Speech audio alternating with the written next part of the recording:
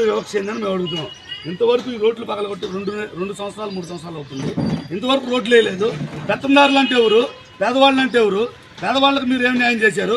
పెత్తందారైన మురుగుడు హనుమంతరావు ఇంటి ముందు రోడ్డు వేశారు. పేదవాడైన మా దళితులు ఇంటి ముందు మధ్య రోడ్లు ఎందుకు వేయలేదు అని నేను అడుగుతున్నాను.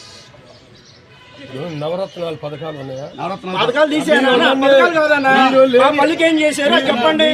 పథకాలు మనుషులుగా ఇచ్చారు. ఎంతమందికి వస్తున్నాయి పథకాలు? అందరికీ వస్తాయి.